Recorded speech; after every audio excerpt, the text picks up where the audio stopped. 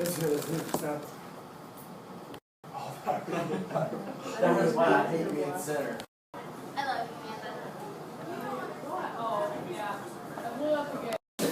Answer is 7. Answer is -4.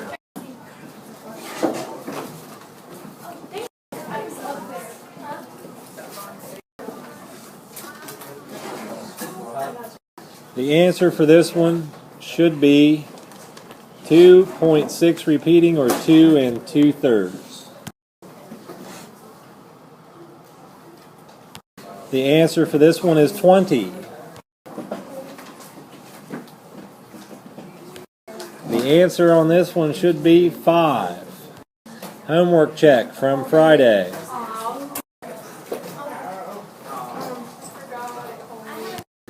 It is 11 out of 19 for a percent of 58. Before we go through the answers, here's a lottery for those who have credit for their homework.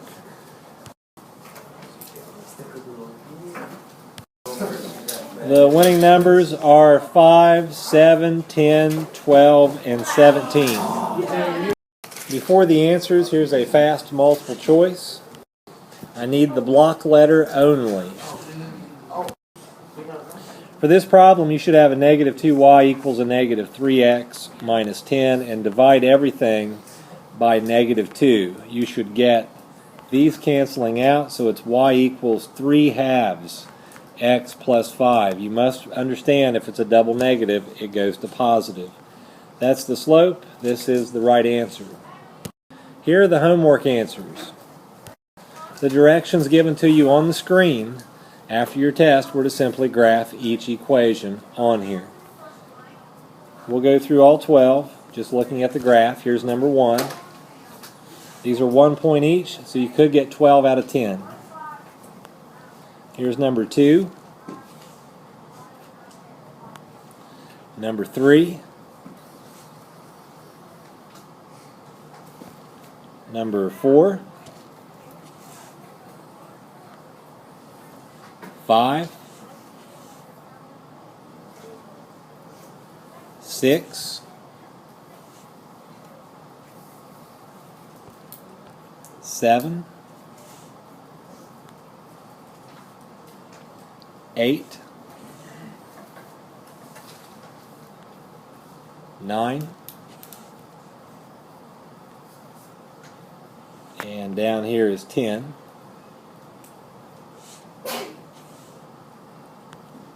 11 and 12. Here's a quick review. What's 24 over 12? 2. 16 over 2? 8. 3. 2. 5. What cancels out?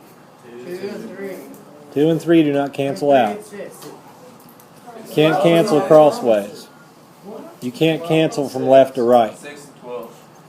6 and 12, what do they become? 1 and 2. So now what? Multiply here to get what? And here to get 3. 4 over 3. What cancels out here? Nothing.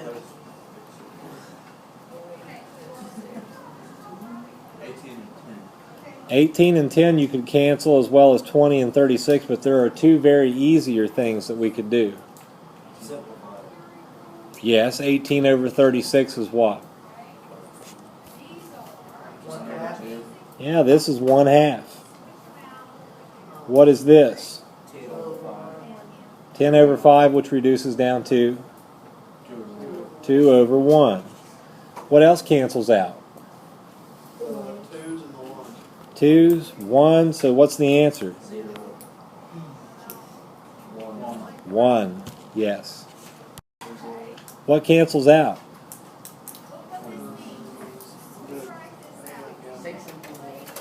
6 and 28 you could reduce by 2's, but there's something easier. So it's 28 over 7 for the Yeah, 4 over 1. And what about this? 3 over 1. 3 over 1. What's the answer? 12. What cancels out? 1 over 4. 1 over 3 is 1. What's 1 over 3? 4 over 12. 4 over 12 is 1 over 3. 2 over 1.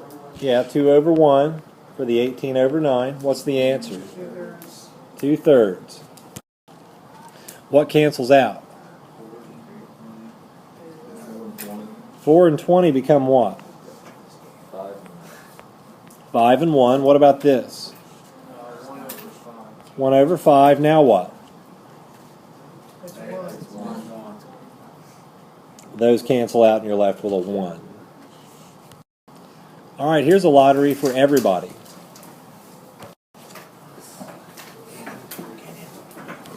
The winning number is 4. The A and A plus tests from yesterday. In first period, Darnell had a 988 and Johnson a 1020. That would be Lakin for the high score in first period. We also had Ruark and Bartley with a 998 and a 991. Fourth period, Carver with a 961, Johnson with a 1020, high score, and also Kegley with a 944. For fifth period, we have Deems and Hammond, 941 and 1010. And Spradlin was the high score with 1038, and Blizzard had a 1010. Here's the test review. Here are the answers for 1 through 10. It should be A, C, H, D, J, E, F, I, B, and G. For 11 through 15, it's 2x plus 3y equals 12. 12 is 5x minus 4y equals 8. 13 is x minus 3y equals negative 9. 14 is 5x minus y equals negative 1. 15 is 2x plus y equals 4. A, B, C, D, and E, you should have negative 6, negative 2, 0, 1, and negative 3.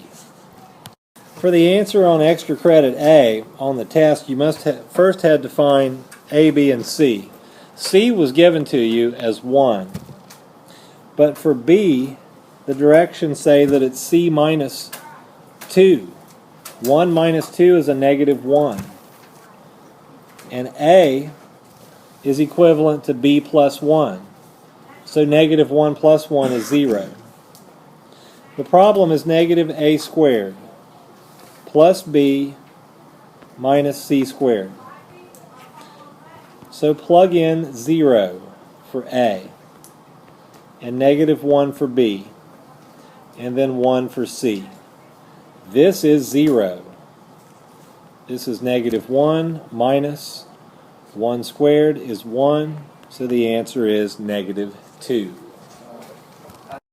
Here's extra credit B, so it's a negative C minus A, quantity squared, plus B.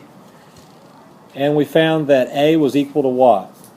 0, and C was 1, and B was negative 1. So this would be a 1, squared is 1, with the negative sign is negative 1, and then minus 1 would be negative 2.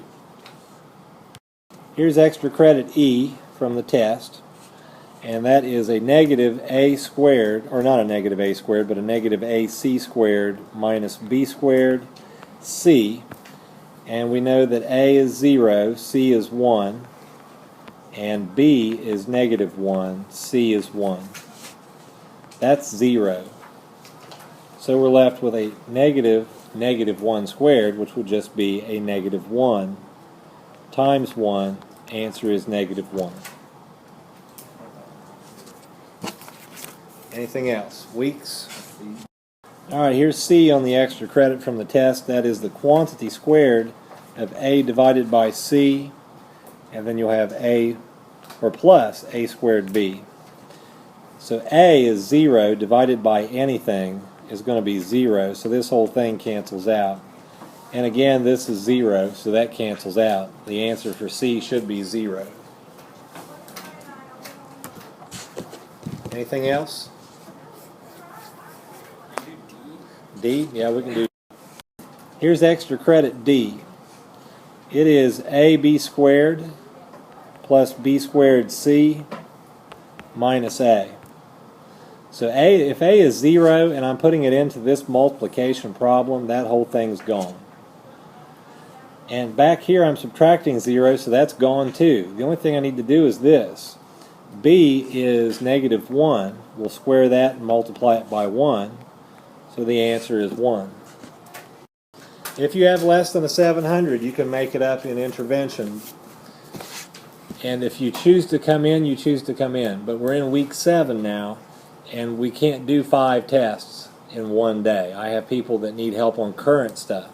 The purpose of intervention is to help those who currently need help. This is current, what we just went through. You cannot go back 5 weeks and start doing one after another. I don't have the kind of time to sit down and go through 5 tests with you all the time. So if you need help on this one, you got to do it this week. You can't go back 2, 3, 4 weeks. You can't let it pile up. If you don't do homework, it's going to drag your grade down.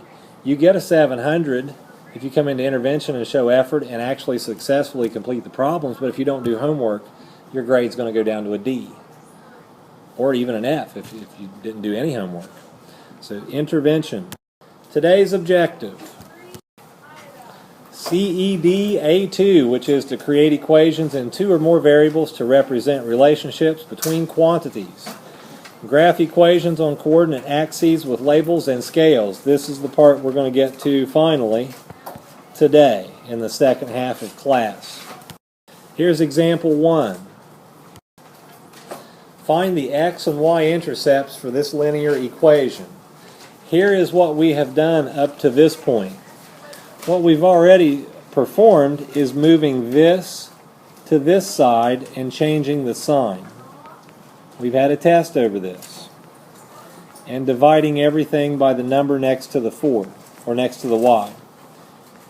The 4's cancel out, and you're left with a negative 3/4 x minus 2. We've already done this.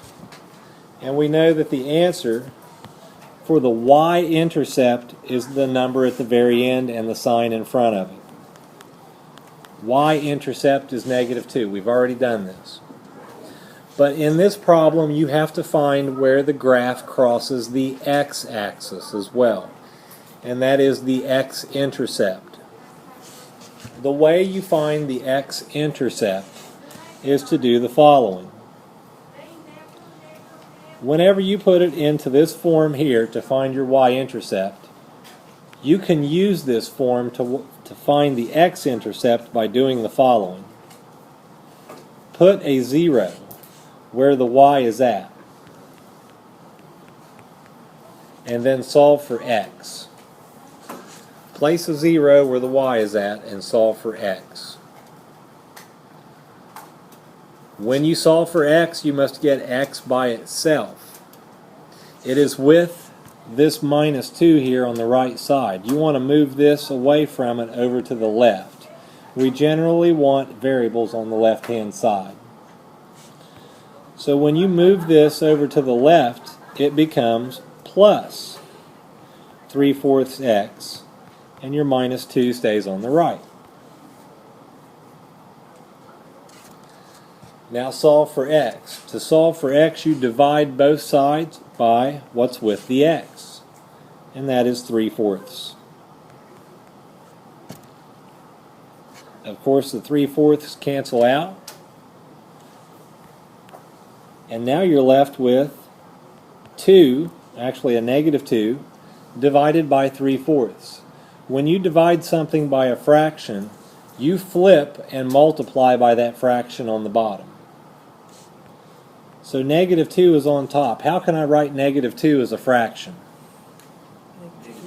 Negative 2 over 1. And if I'm dividing by 3/4, that's the same as multiplying by 4/3. You flip it and multiply. Don't forget about your negative sign. Negative 2 times 4 is negative 8. And 1 times 3 on the bottom is 3. Express your final answer as a mixed number when necessary. So you must convert that negative 8/3 to a mixed number. How many times does 3 go into 8? 2. With how many left over? So it's 2 2/3. This is your x-intercept, and that's where it's going to cross the x-axis on your graph. Here's a quick review of what we did. We've already done this before. We had a test over it. Converting standard form into slope-intercept form. We put it into slope-intercept form so that we can find the slope and the intercept. In this problem, it's asking for x and y intercepts. Here's the y-intercept. Now to find the x-intercept, you're going to put a 0 in for y and solve for x. To solve for x, you want to move this negative 3/4 x to the left side, change the sign. Leave this on the right. Divide both sides by what's with the x. 3/4. These cancel out. Divide negative 2 by 3/4. That's negative 2 over 1 as a fraction, divided by 3/4, which is the same as multiplying by 4 over 3. You get negative 8 over 3. Convert this to a mixed number. 3 into 8 twice with 2 left over, so you put it over 3. And don't forget the negative. Here's example 2. Find the x and y intercepts for this linear equation. What am I doing first?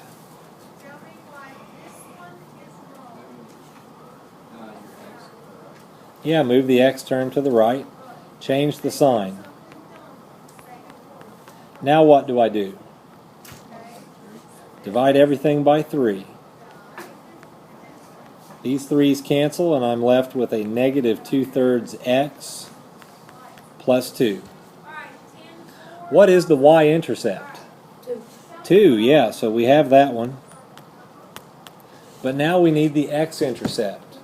What do I need to do next to find the x-intercept? Change y to 0. Yes, change y to 0. So there it is. And now what's my first step to solving this equation? Yeah, move the x term over to the left and change the sign. In this case, it will become a positive 2/3 x. So now we have 2/3 x equals 2. What do I do to solve for x? Divide by 2/3, right? What happens to those 2/3 on the left? They cancel out, and now I'm left with x equals 2 divided by 2/3. What's the first thing I should write to evaluate this? 2 over 1. 2 over 1 is right. And if I'm going to divide by 2 over 3, I'm really going to multiply by what? 3 over 2, yes. Now we're back to the quick review problems. What cancels out here? Yeah, those 2's cancel out. What am I left with? A 3. So my x-intercept is 3. Alright, here's example 3. A cell phone company charges a sign-up fee of $50. After that, they charge $25 per month for service. Create an equation to represent this arrangement and graph it.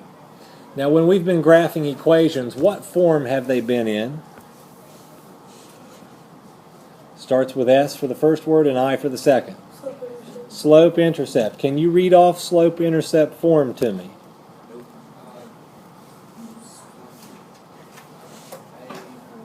That's standard. Yes, what comes before it? Y equals, yes, mx plus b. So we have to create a graph here to represent this problem, and we're going to graph it, graph this equation. So we start off owing $50 no matter what. But then after that, I'm going to be charged $25 per month. What if I had cell service for 3 months? How much would I pay? How much? Not $75. Not 50. 125. Why is that? Yeah, there's the $50 you've already paid. So how much have you paid after 3 months? You start with 50, and if it's 3 months, 3 times what? 25 is 75, so 75 and 50 is 125. What if you had cell service for 4 months? How much will you have paid after 4 months? 150, because you have 50 to start with, and then $25 times 4 months is 100. 100 plus 50 is 150. So the months can change. 1 month, 2 months, 3 months. The months could be any number you want to make them. What variable should we let represent months?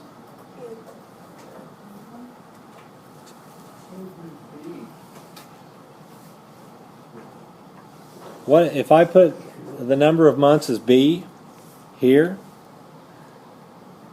Then what would I be multiplying B by to get what I've paid monthly? 50. Yes, you would put 50 there at the end.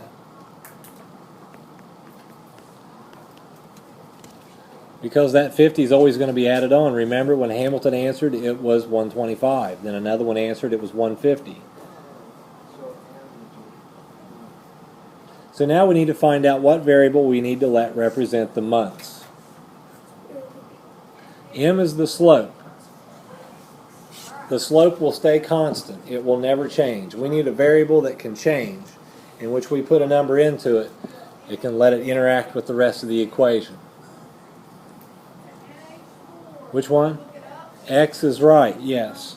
So we'll have y equals the number of months, x. But what is M going to be? What's slope? The 25, right. 25x plus 50. Does this make sense? What if I had service for just 1 month? How much money would I owe? 75, yeah, because I put 1 month here. 1 times 25 is 25, plus 50 is 75. What if it were 5 months? Put a 5 here. What's 5 times 25? 125 plus 50. 175, yes. So this works out. Your number of months changes, so you can input whatever months you want in there. You can graph this to which it will represent what you've paid over time as the months go along. So on your graph paper, take a look at that. The equation we came up with was y equals 25x plus 50. Now clearly this y-axis does not go up 50. And it doesn't even go up 25. So what you have to do is to change the scale of the graph. Instead of making it go 1 to 9 like this one, you have to figure out an appropriate scale. And one way to do that is to look at your slope. Because slope is represented as what over what? Rise over run, right. So if you're going to go up a certain amount and then over a certain amount, when you make the scale, you want to make it something that comes out evenly with the slope. For instance, I wouldn't want to make each one of these markings here, instead of 1, 2, 3, I wouldn't want to make them 7, 14, 21. How am I going to go up 25 and then over anything? If I made them 15s, how am I going to go up 25? If you go up 5, you could make it here. But what about the y-intercept? You have to factor that in as well. We have to at least be able to go up 50 on our graph, or we won't be able to plot the y-intercept. 10. He says 10, so why don't we try 10? 10 is different than what first period shows, but that's okay. So we're going to go up by 10 on each of these. On your graph, you're going to have to change each of those to numbers that are multiples of 10. So we go 60, 70, 80, and then 90. But now that's y, and y represents how much money you're going to be paying total over time. What do you think the x-axis is going to be representing? Remember, I plugged in a number of months for what variable? X. So yeah, it's time. So each one of those numbers there represents how many what? Months. Yeah, so we have 9 months that we can represent there. So this one we're going to call months. And up through here was the amount of money we're paying. The equation says y equals 25x plus 50. Mark off the y-intercept at 50. I think, is that right? That's 60. Oh my gosh, we need to get rid of that. There we go, that's 50. The slope is 25. So I should go up from there. From this dot, how much do I go up? Here's 20. What do I need to go 5 more? Halfway, yes, halfway. And then to the right, how many? 1, yeah. So you're making your dot right there. That represents up 25 and to the right 1. And now we just have to draw the line. Let's see how close I can get this. That's not too bad. I'll make a yellow arrow. Hard to see, but it's there. So with this graph, we could look at 1 month. For 1 month, we make 70. We have to pay 75, and there it is. There's the 75. If it were 2 months, we're off the graph. What would I have to do to make this graph appear more so in that quadrant? What could I do to my scale to make this graph show up inside that quadrant a little more prominently? And do what? Reduce it. Reduce the scale? Yeah. You mean make it 5 or 1? Yeah. What if we go the other direction? What if we made it 25? Or what if we made it 50? Then you would have more numbers between there and on up. Then more of it would show up in the graph. But somebody chose 10, so we used 10. No 2 graphs could look alike. You could have all different ones. But the scale must be right. Here's the homework. You'll need, I believe, 5 sheets of graph paper.